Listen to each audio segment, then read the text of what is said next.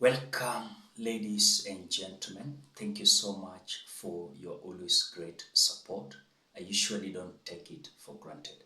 Again, by supporting me in this video, ensure you like this video.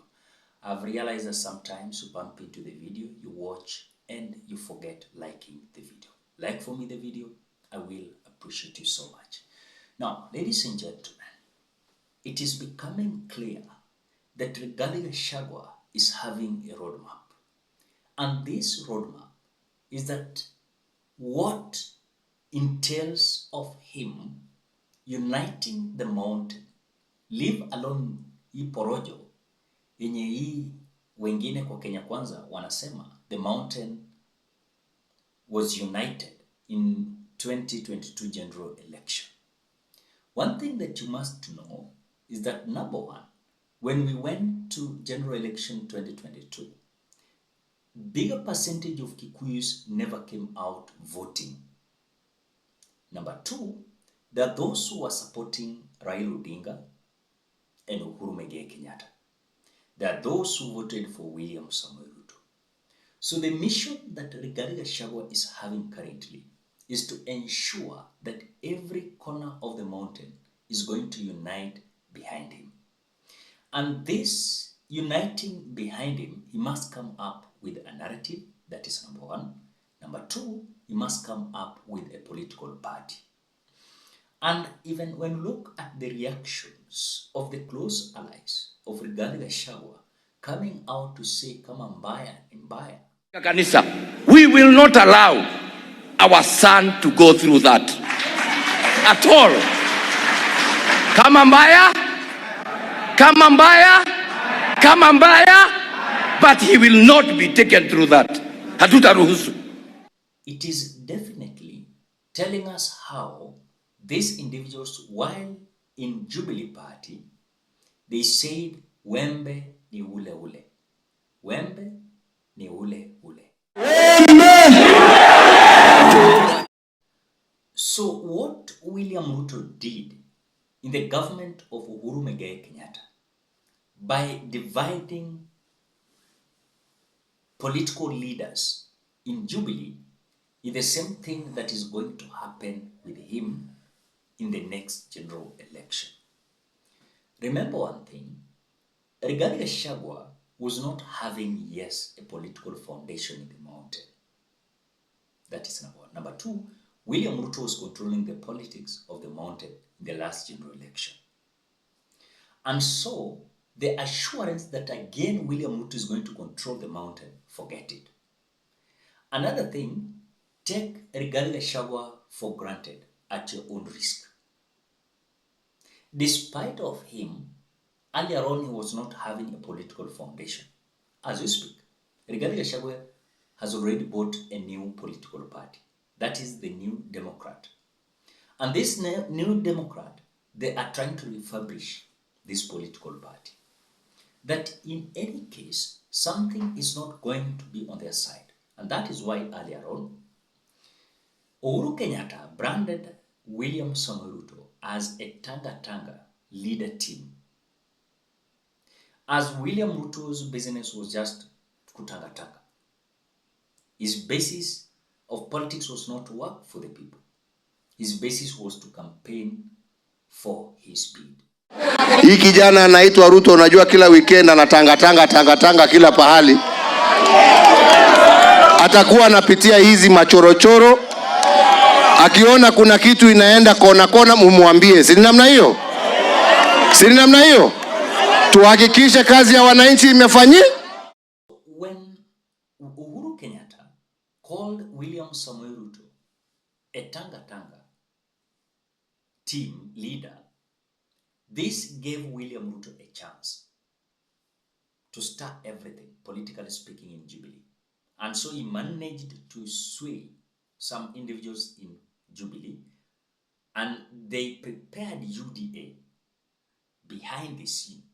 The same way Rigathi Gachagua is now preparing and refurbishing the New Democrat Party.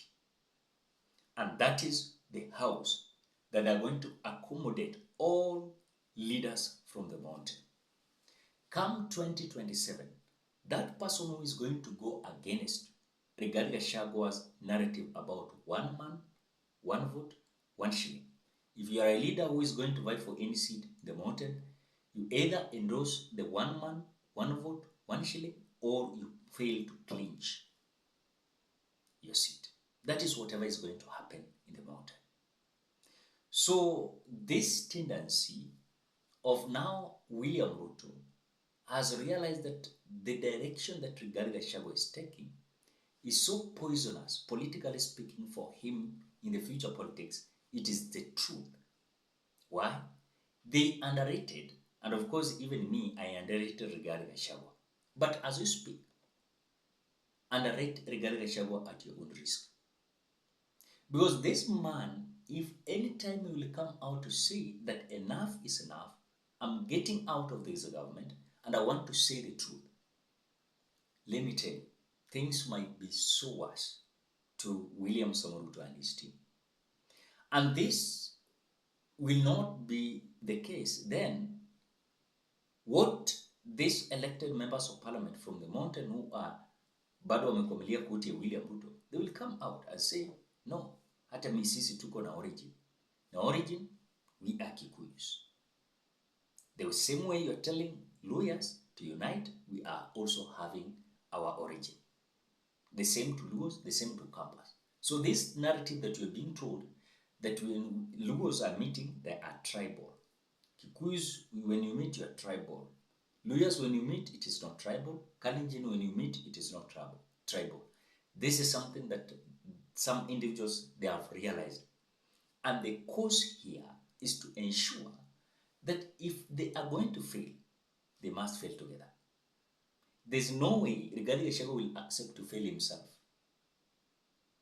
Hata kubali kuanguka peke yake. Atahakikisha kwamba wameanguka pamoja na William Samoei Ruto. So it is very clear that Rigathi Gachagua is having a robust movement. Even if William Ruto is saying that, oh, some individuals must come out to stop this tribal politics, he will not succeed. No, the claim. Koyo kaudu joy. Nadarora garora gokira tene garora. Gona gatuma. Gona tokebangiro. Na ciana citu ihũthĩrwo gũtũgayania. Wale wanaotutabiria giza na kututabiria maovu kule mbele, hizo ndimi naomba maaskofu muombe zikome. Because this nation, and I am speaking as the leader of this great nation, this nation is a blessed nation. Then finally, as the fight is escalating, remember everyone is preparing himself, be it Rigathi Gachagua, be it William Samoei Ruto. In fact, this fight that is now escalating is making Rigathi Gachagua to be popular. Do you know that? Rigathi Gachagua is becoming more popular. And if he is going to come with a roadmap, how he is going to stage his political agenda, then William Ruto is likely to suffer. Why? The mountain votes will not be a guarantee. And that is why he has shifted his mind to the Western region. But again, Western is not trusted so much that they can unite fully and give William Ruto a one bucket full of votes. They must divide themselves because there is a team there, a team that is coming, Tawi movement, led by John Natebea and Eugene Omalo.